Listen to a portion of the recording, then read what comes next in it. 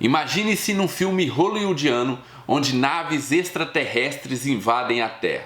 Pois é, no artigo de hoje nós vamos saber o que C.S. Lewis pensava sobre isso e como isso poderia influenciar o cristianismo.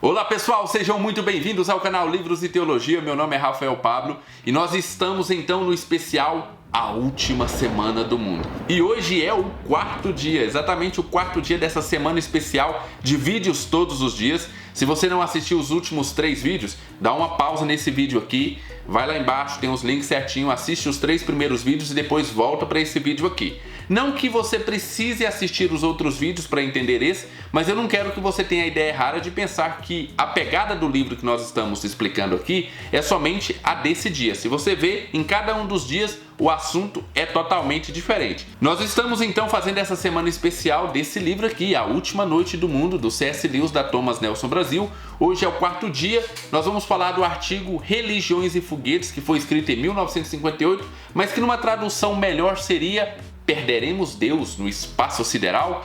Muito bem, sempre rola aquele aviso aqui que a intenção do vídeo é te dar curiosidade, manter você interessado em comprar e ler o livro. Isso porque, por mais que nós tenhamos detalhado um pouquinho mais esse livro aqui, nós não estamos falando nem 10% de cada um desses artigos. Eu escolho 3 pontos importantes do artigo e falo aqui para vocês, mas é óbvio que o artigo não se resume nesses 3 pontos importantes. Então, compre o livro e leia esse livro que se tornou o livro do Lewis que eu mais gostei de ler. Bem, vamos nessa então, os 3 pontos desse artigo Religião e Foguetes. C.S. Lewis vai começar esse artigo de uma maneira muito interessante, porque ele vai falar para os cientistas entrarem em acordo. Isso porque os cientistas querem provar que existe ou não existe Deus, de acordo com se existe ou não existe vida fora da Terra. Como é isso? Bem, segundo C.S. Lewis, alguns cientistas vão alegar que a prova da não existência de Deus é justamente haver vida somente aqui na Terra. Deus não faria um cosmo tão grande e colocaria a vida em um planeta tão insignificante como o planeta Terra.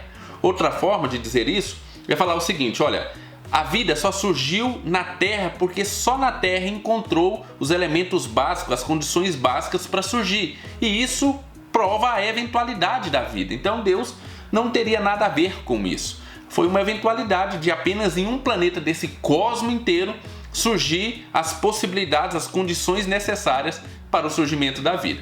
Bem, isso era o que os cientistas diziam. Depois de algum tempo, ao estudar o espaço e ver a probabilidade de haver vida fora da Terra, aí os cientistas mudaram o discurso, falaram, não, olha, a prova de que não existe Deus é que ele não colocou vida só aqui na Terra. Onde tinha condições para a vida surgir, a vida está surgindo, a gente é que ainda não achou. Mas quando nós acharmos, nós vamos provar que o que faz a vida crescer, o que fez a vida brotar, não foi Deus, e sim a eventualidade ou as condições necessárias para que a vida brotasse. Então, há cientistas que vão alegar que a prova de que não existe Deus é justamente o fato de existir vida somente na Terra, mas há cientistas que falam que é justamente o contrário. A prova de que não existe Deus é quando nós descobrirmos que há vida fora da Terra. Em resumo, C.S. Lewis vai dizer, entrem num acordo. A gente precisa responder a isso, mas vocês primeiro precisam entrar num acordo. E aí, se houver ou não houver vida fora da Terra, isso prova ou não prova a existência de Deus? Entrem num acordo, depois nós respondemos vocês. E se essa é a primeira vez que você está por aqui ou você ainda não é inscrito no nosso canal, eu quero te convidar a se inscrever no nosso canal. Caso você ainda não ficou convencido, dá uma olhada nos nossos outros vídeos e aí, se você gostar, você se inscreve no nosso canal. Acione o sininho lá embaixo, assim você não vai perder nenhum dos nossos vídeos. Nós estamos nessa semana especial de vídeo todos os dias. Também quero te convidar a dar uma olhada lá no nosso Instagram, @Livros e Teologia, porque lá durante o dia eu estou sempre postando os lançamentos, as promoções e os principais vídeos que você não pode perder. Sim, eu indico outros vídeos cristãos, de literatura também, lá no Instagram. Então nos siga no @Livros e Teologia e vamos nessa. O C.S. Lewis vai continuar com esse artigo entrando num jogo de suposições. Isso porque ele vai dizer o seguinte, olha, antes de nós respondermos como afetaria a teologia a vida fora da Terra, ou seja, a existência de vida fora da Terra, como ela afetaria a teologia, a Bíblia e como nós vemos o cristianismo, nós precisamos antes responder 5 perguntas. A primeira pergunta é, existe vida fora da Terra? E, obviamente, nós não temos essa resposta. E aí é que mora o perigo das suposições. Mas o C.S. Lewis vai entrar no jogo e vai falar, bem, vamos supor, vamos começar a brincar com as suposições. Então, imagine, suponha que exista sim vida fora da Terra. A segunda pergunta que nós temos que responder é, existe vida racional fora da Terra? Existe alma racional fora da Terra? E aqui é muito importante porque ele vai distinguir entre animal racional e animal com alma racional. Segundo ele, não basta nós encontrarmos vida inteligente fora da Terra. Isso não provaria absolutamente nada. Talvez até essa vida inteligente não seria de maneira nenhuma imagem e semelhança de Deus, não teria nenhum valor especial para Deus. O fato de ser pensante não é o que torna a pessoa valorosa para Deus, o animal valoroso para Deus. Não é isso. Existem outras coisas. Segundo o C.S. Lewis, ele dá o nome de alma racional. É um ser que é capaz de ter uma ética fora de si mesmo, é capaz de pensar numa ética fora daquilo que é bom só para ele próprio.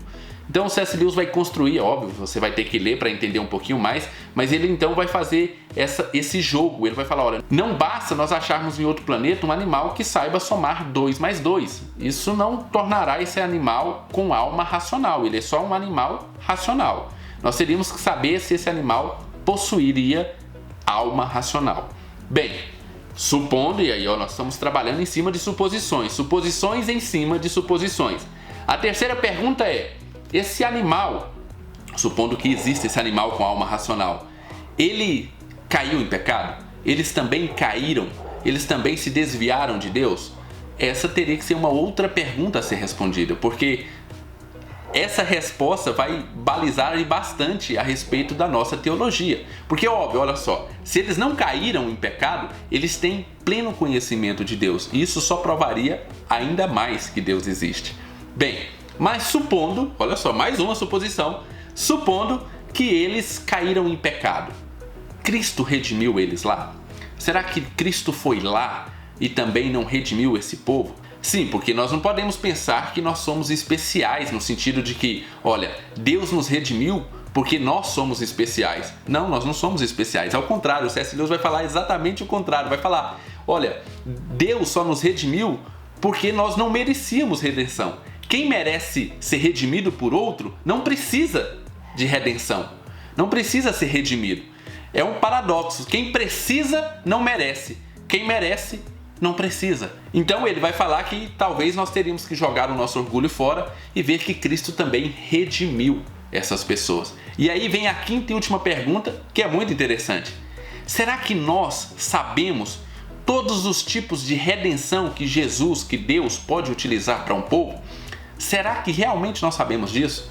Será que Deus aplicaria o mesmo remédio nesse povo, ou seja, Jesus encarnar e morrer lá? Será que Deus não poderia, em sua imensa criatividade e poder, ter redimido esse povo de uma maneira diferente do que ele nos redimiu? Essa é uma pergunta interessantíssima, né? Porque muitas vezes nós olharíamos para lá, não, Jesus não encarnou, então não foi redimido. Mas será que seria tão simples assim? Será que seria tão simples? Será que Deus não poderia utilizar do seu poder e da sua criatividade para redimir esse povo de maneira diferente da qual ele nos redimiu? Bem, essas são as perguntas que nós teremos que responder antes de responder como isso influencia o cristianismo. Depois de ter todas essas respostas, aí nós podemos dizer como isso vai influenciar o cristianismo. Mas o C.S. Lewis deixa bem claro que em nenhuma hipótese qualquer uma dessas respostas sequer arranha a fé cristã. Nenhuma criatura que merecesse a redenção precisaria ser redimida. Aqueles que estão sãos não precisam de médico. Cristo morreu pelos homens precisamente porque os homens não eram dignos de que morresse por eles. Ou seja, Cristo morreu para torná-los dignos. E para finalizar, eu quero dizer algumas suposições que o C.S. Lewis levantou a respeito de como poderia ser o relacionamento do ser humano com esses extraterrestres. Como seria? Como será que o ser humano se relacionaria com uma raça extraterrestre? E aí ele começa a fazer as suposições. A primeira delas é de que imagine que essa raça não caiu em pecado, que essa raça seja pura e inocente. Como será que o ser humano lidaria com essa raça? Bem, como é que o ser humano lida com uma pessoa mais inocente aqui mesmo no nosso planetinha Terra? É passando a perna. E aí o C.S. Lewis é bem claro sobre isso. Olha, inicialmente nós passaríamos a perna nessa raça extraterrestre. Ele vai dizer basicamente que nós seríamos... Já viu aqueles taxistas? Não são todos, mas existem alguns taxistas que quando percebe que você não é da cidade, faz o caminho mais longo para te cobrar mais caro. Abre aqui. Que é isso? Oi. Tá achando que é farra, é? Pois é, nós seríamos essa pessoa. Nós sempre tiraríamos vantagem dessa raça que seria mais pura e mais inocente. Mas, olha só que interessante, o C.S. Lewis vai dizer que isso duraria pouco tempo. Porque uma raça que possui uma sabedoria não tocada pelo pecado, que possui a sua sabedoria intacta, e logo essa sabedoria ia sobrepujar e muito a esperteza humana. Então, a longo prazo, com certeza eles aprenderiam a lidar com a gente e nós é que com certeza ficaríamos dominados, não no sentido ruim da palavra, mas dominado por essa sabedoria maior. Com certeza, a longo prazo, eles teriam vantagem sobre a gente. A segunda suposição que o C.S. Lewis vai nos trazer é: imagine que essa raça seja mais fraca, tanto fisicamente como tecnologicamente. Como seria o relacionamento do ser humano com essa outra raça? Bem, segundo o C.S. Lewis, basta nós olharmos para a história da humanidade e saber o que o ser humano faz quando ele encontra uma raça que é mais fraca tecnologicamente do que ele. É escravidão. Esse seria o futuro dessa raça extraterrestre se ela fosse mais fraca tecnologicamente do que o ser humano. Um papinho com os índios e com os negros solucionaria isso numa boa e faria com que esses extraterrestres dessem no pé daqui. Uma última suposição é: como seria o relacionamento? Imagine que agora, ao invés deles chegarem aqui na Terra, nós encontremos vida fora da Terra e aí, então, nós mandaríamos os nossos missionários lá para esse outro planeta. Como seria a relação desses missionários com esses extraterrestres? Será que eles saberiam identificar outros tipos de redenção ou outros tipos de culto, mas ao mesmo Deus verdadeiro? Ou será que não importa o que eles fizessem, se fosse um pouquinho diferente dos daqui da Terra, com certeza ia passar o rodo geral e falar que nada daquilo valia, que tudo aquilo era coisa do demônio e que agora nós iríamos implementar o verdadeiro culto ao Deus verdadeiro? Será que não seria assim? Bem, quando o C.S. Lewis vai propondo, você já sabe que iria ser assim. Porque ele vai fazendo perguntas, mas sabe aquelas perguntas que nós já sabemos a resposta? Os missionários iam chegar lá, como eles chegaram em todos os lugares. Naquele livro, O Fator Melquisedeque fala muito a respeito disso, de missionários que chegaram nos locais e ao invés de aproveitar o ponto de contato que existia ali, eles simplesmente queriam destruir tudo e começar do zero. Bem, em outro planeta não seria diferente. Não importa, eu acho que só o nome ser diferente, nós já iríamos ficar com o pezinho atrás. Poderíamos ter os mesmos ritos. Lá poderia ter a ceia, mas se a ceia fosse a um Deus que não fosse o nome do nosso Deus, Jesus Cristo, nós passaríamos o rodo geral. Bem, pelo menos foi essa a intenção pela qual eu li aqui o C.S. Lewis. À medida que ele ia fazendo as perguntas, no fundo, você já sabia as respostas.